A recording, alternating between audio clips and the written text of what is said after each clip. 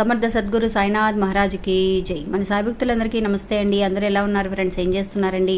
ఈరోజు వీడియోలోకి వెళ్లే ముందు బాబాగారు ఆశీస్సులు మీ అందరికీ దొరకాలని మనస్ఫూర్తిగా కోరుకుంటున్నాను.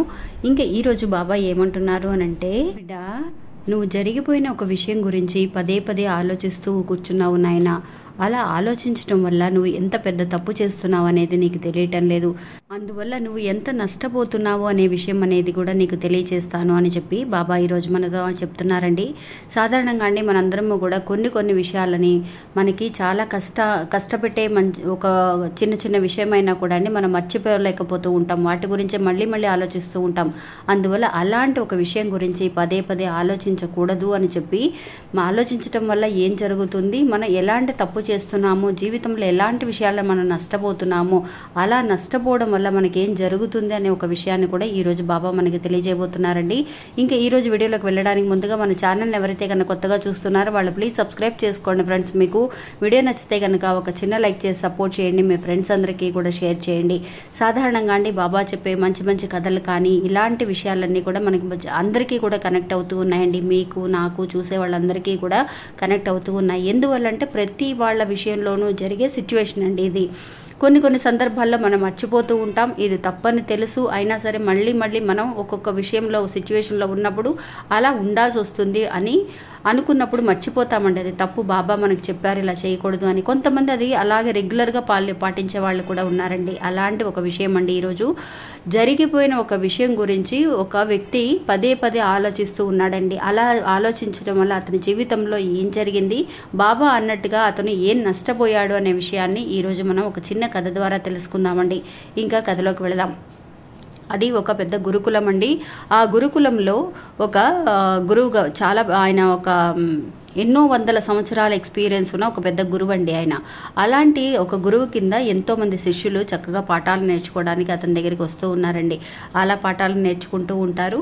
ఎంతోమంది కూడా వాళ్ళకి మంచి బోధనలు చేస్తూ ఉన్నాడండి ఆ గురువు గారు. అలాగా ఒకరోజు ఏమవుతుంది అనంటే ఆయన దగ్గర ఒక శిష్యుడు చాలా వరకు కూడా క్లోజ్ అండి ఆ గురువుకి. ఎప్పుడు కూడా ఆయనకి సేవలు చేస్తూ ఆ శిష్యుడండి, అయ్యా మీ దగ్గర నేను పాఠాలు నేర్చుకోవటం మటుకే కాదు, మీ దగ్గర నేను మీకు సేవ చేయాలన్న ఆశ కూడా నాకుంది, అందువల్ల మీ దగ్గరే నేను ఉంటాను అని చెప్పి ఒక శిష్యుడండి గురువు గారి దగ్గరే ఉండిపోతాడండి. ఉండిపోయి అతనికి పాదసేవ చేసుకుంటూ చక్కగా ఇంట్లో ఏం కావాలో ఆయనకి అన్ని సమకూర్చి పెట్టడం, ఏ భోజన ఆహారాలను కూడా అతను వండి పెట్టడం కూడా జరుగుతూ ఉంది. అలాగా అంత క్లోజ్గా తన బిడ్డలాగా చూసుకుంటాడనమాట ఆ గురువు గారు కూడా. ఒకరోజు ఏమవుతుంది అని అంటే ఆ గురువు శిష్యుని అడుగుతాడనమాట, శిష్య నువ్వు ఎప్పుడు కూడా ఇక్కడే కూర్చుంటున్నావు, నా దగ్గరే ఉంటున్నావు, సేవ చేస్తున్నావు, పాఠాలు నేర్చుకుంటున్నావు, నీకంటూ సంతోషం అనేది ఏమీ లేదా, ఎందుకని నువ్వు చలాకీగా ఉండలేకపోతున్నావు, ఏంటి నీ బాధ నాతో చెప్పు అని అన్నప్పుడు, అదంతా ఏం లేదు గురువు గారు, నాకు మీరు తప్ప నాకు ఇంకో ప్రపంచం తెలియదు, అందువల్ల మీ దగ్గర ఉంటేనే నేను సంతోషంగా ఉన్నాను అని చెప్పేసి అతను అనుకుంటాడండి. అనుకున్నప్పుడు గురువు గారికి కొంచెం సందేహం అనమాట. ఇతని మనసులో ఏదో బాధ అనేది ఉంది, ఇతన్ని ఎలా అయినా సరే ఆ బాధలోంచి బయటపడేయాలి, ఏదో ఆలోచిస్తూ ఉన్నాడు మనకి చెప్పడం లేదు అని. అందువల్ల అతన్ని కొంచెం బయటికి తీసుకువెళ్ళాలని ఆ గురువు గారు అనుకుంటారనమాట. సరే శిష్య నువ్వు నాతో పాటు కొంచెం బయటికి వెళదాను రా అని చెప్పేసి తీసుకువెళ్తూ ఉంటాడు. అలాగే ఇద్దరు కూడా చక్కగా నడుచుకుంటూ మాట్లాడుకుంటూ వెళుతూ ఉంటారండి. కొంచెం అలా మాట్లాడుతూ వెళుతూ ఉండగా ఒక నది అనేది వస్తుందండి. ఆ నది తీరాన ఒక ఆవిడ నుంచొని ఏడుస్తూ ఉండడం అనేది ఈ గురువు గారు చూస్తారనమాట. చూసి అయ్యో మా శిష్యుడికి కూడా వినిపిస్తుంది అనమాట. గురువు గారు అడుగుతారనమాట, ఇలాగా శిష్య నీకు ఎవరైనా సరే ఆడవాళ్ళు ఏడుస్తున్నట్టు ఏదైనా వినిపిస్తుందానంటే, అవును గురువు గారు అక్కడ ఎవరో నుంచొని ఏడుస్తున్నట్టు అనిపిస్తుంది అని అన్నప్పుడు ఇద్దరు కూడా సరే రండి వెళ్ళి చూద్దామని చెప్పేసి వెళ్ళి చూస్తారండి. చూసినప్పుడు అక్కడ ఒక ఆవిడ నుంచొని నదీ తీరాన నుంచొని ఏడుస్తూ ఉంటుందండి. అక్కడ వాళ్ళ దగ్గర వాళ్ళు అక్కడికి వెళ్ళి అడుగుతారనమాట, అమ్మా ఏమైంది, ఎందుకు ఏడుస్తున్నారు ఇక్కడ నుంచొని అని అడిగినప్పుడు, అయ్యా నేను ఇట్లాగా పలానా ఊరు నుంచి బోట్లో వచ్చాను, ఆ పడవలో వచ్చాను, ఆ పడవ అనేది ఒక కంతపడి పడవ అనేది వేరే ప్రాంతానికి అటువైపు వెళ్ళడానికి ఉపయోగించలేక ఆ పడవలో ఉన్న వాళ్ళందరూ కూడా నడిచి వెళ్ళిపోయారు. నాకు నడిచి వెళ్ళడానికి కూడా దారి లేదు, అంటే దారి తెలియదు నాకు, అందువల్ల నేను ఈ నదీ తీరాన్ని నుంచి అవతల నదీ తీరానికి వెళ్ళాలి, అక్కడ నా కూతురు అనారోగ్యంతో బాధపడుతూ ఉంది, నేను కొన్ని మందుల కోసం ఈ ఊరికి వచ్చాను, ఈ మందులు నేను టైంకి నా కూతురికి అందచేయలేకపోతే కనుక నా కూతురు చనిపోవడానికి అవకాశం ఉందని డాక్టర్లు చెప్పారు అని చెప్పి తను బాధపడుతూ ఏడుస్తూ నుంచుంటుందండి. అప్పుడు ఆ గురువుగారి దగ్గర ఒక సహాయం అడుగుతుందనమాట. అయ్యా మీరు నాకు ఒక సహాయం చేస్తారా, నాకు నీళ్ళంటే చాలా భయం, ఇలాగా నీళ్ళలో నడిచి వెళ్ళడం అనేది నాకు చేత కాదు, నాకు వేరే దారి కూడా నడిచి వెళ్ళడానికి చాలా టైం పడుతుంది, ఊరు చుట్టూ తిరిగి వెళ్ళాలంటే చాలా టైం పడుతుంది, అందువల్ల ఈ నది నుంచి అవతల నదికి నన్ను దాటించగలరా అని చెప్పి అడిగినప్పుడు ఆ గురువు గారు సరే మా అంతకంటే ఏం భాగ్యమే ఉంది, నేను అతి పెద్ద కష్టమేమీ కాదు, మీరు నాతో రండి, నేను తీసుకువెళతాను అని చెప్పి ఆ గురువు గారు ఏం చేస్తారనంటే ఆ అమ్మాయినండి చక్కగా 2 చేతుల మీద ఎత్తుకొని ఇట్లాగా అలా మోసుకుంటూ ఆ భుజాన వేసుకొని మోసుకుంటూ వెళుతూ ఉంటారండి.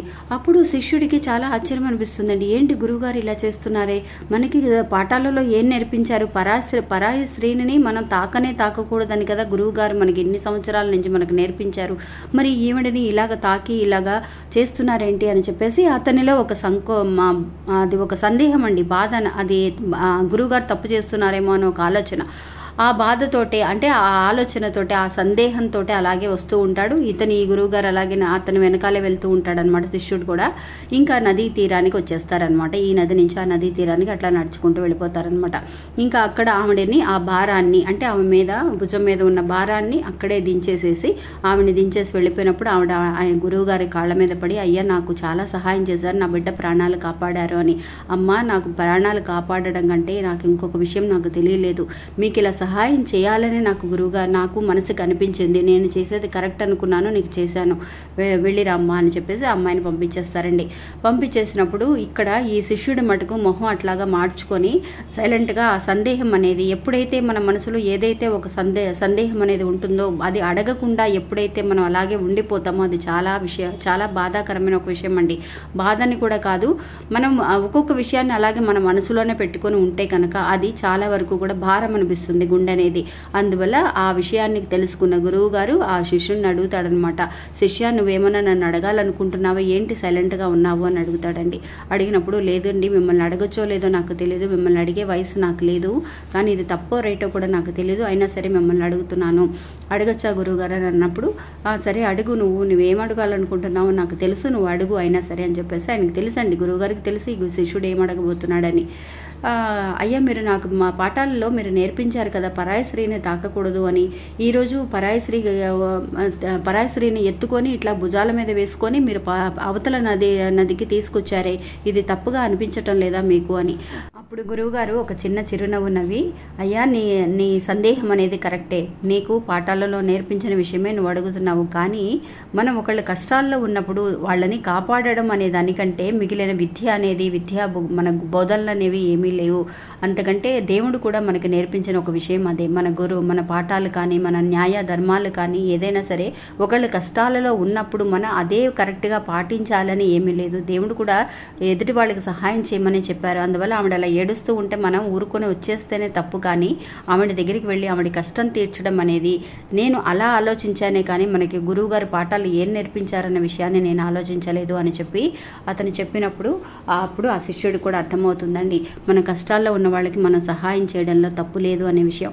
ఎప్పుడు కూడా అండి ఆయన శిష్యుడు ఏం చేస్తాడంటే స్టార్టింగ్ నుంచి కూడా అంటే ఆ నది ఒడ్డున స్టార్ట్ అయిన దగ్గర నుంచి నదీ తీరం వరకు వెళ్ళేంత వరకు కూడా మనసులో అలాగే పెట్టుకొని వచ్చినప్పుడు అతను గురువుగారు చెప్తారనమాట, నాయన ఇది నువ్వు మనసులో ఒక భారంగా నువ్వు అనుకోవడం వల్ల ఎన్ని మంచి విషయాలు నువ్వు కోల్పోయావు అని అంటే, నేను నీతో మాట్లాడుతూ వస్తూనే ఉన్నాను, నువ్వు నా మాటలను గమనించలేదు, నీకు చాలా విషయాలు ముఖ్యమైన రహస్యాలు నీకు చెప్పాను నేను, అటువంటి ఒక రహస్యం కూడా నువ్వు అది గమనించకుండా నువ్వు ఆ అమ్మాయిని ఎత్తుకొని వచ్చాను, గురువుగారు తప్పు చేశారేమో, గురువుగారు మనకి మటుకి మంచి చెప్తున్నాడు, ఆయన మటుకు తప్పు చేస్తున్నాడు అని అనుకొని నువ్వు చెడు ఆలోచనలు అంటే ఒక విషయం ఇలా జరిగి ఉంటుందేమో అని నీ అంతటా నువ్వుగానే ఆలోచించుకొని ఇలా ఉండటం వల్ల నేను చెప్పించిన ఒక సీక్రెట్ అంటే ఒక రహస్యం అండి, బోధనలకు సంబంధించిన అంటే ఎన్నో సంవత్సరాల నుంచి అతని దగ్గర శిష్యుడిగా పనిచేస్తున్నాడు, ఒక కొడుకులాగా ఉండి అన్ని సేవలు చేస్తున్నాడు కాబట్టి నాయన మాట్లాడుకుంటూ వెళ్ళేటప్పుడు నాయన నీకు ఒక రహస్యం చెబుతాను నువ్వు వింటూ రా అని చెప్పి ఆ శిష్యుడితో మాట్లాడుతూ ఉన్న విషయాలు ఏమీ కూడా ఆయన గమనించలేదండి.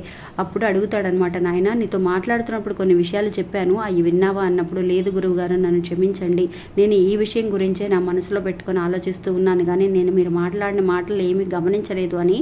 అందువల్ల ఎలాంటి ఒక మంచి మంచి విషయాలన్నీ కూడా మనం మర్చిపోతూ ఉంటాం. అనవసరమైన భారాన్ని మన గుండెల్లో పెట్టుకొని మనకి ఎదురులో కలిసి వచ్చే ఒక అదృష్టాన్ని కూడా మనం మిస్ చేసుకుంటూ ఉంటామండి. ఇక్కడ ఈ శిష్యుడికి జరిగినట్టుగానే మన జీవితంలో కూడా మనం అనవసరమైన విషయాలని మనకి జరిగిపోయిన ఒక విషయం అండి, అది కష్టమో నష్టమో ఏదైనా కూడా జరిగిపోయిన విషయాన్ని అది తప్పో రైటో కూడా మనకు తెలియకుండానే మనం 10 రకాలుగా ఆలోచిస్తూ జరుగుతూ ఉన్న మంచి మంచి విషయాలని మనం కోల్పోతూ ఉంటాం. అందువల్ల ఎంత నష్టపోతున్నాము అనే ఒక విషయాన్ని కనుక మనం కదా తెలుసుకోగలిగితే అటువంటి తప్పును మళ్ళీ చేయవు తల్లి అని చెప్పి తెలియచేయడం కోసం ఈరోజు బాబా మనకి ఈ కథను అర్థం చేస్తున్నారండి. ఇది అవునా కాదా అనే ఒక విషయాన్ని నాకు కమెంట్స్లో కూడా తెలియచేయండి. ఇంకా ఇది ఫ్రెండ్స్ ఈరోజు మన వీడియో. ఈ వీడియో కూడా మీ అందరికీ నమ్మకాన్ని ధైర్యాన్ని ఇస్తుందని అనుకుంటున్నాను. నచ్చితే కనుక ఒక చిన్న లైక్ చేసి సపోర్ట్ చేయండి. మీ ఫ్రెండ్స్ అందరికీ కూడా షేర్ చేయండి.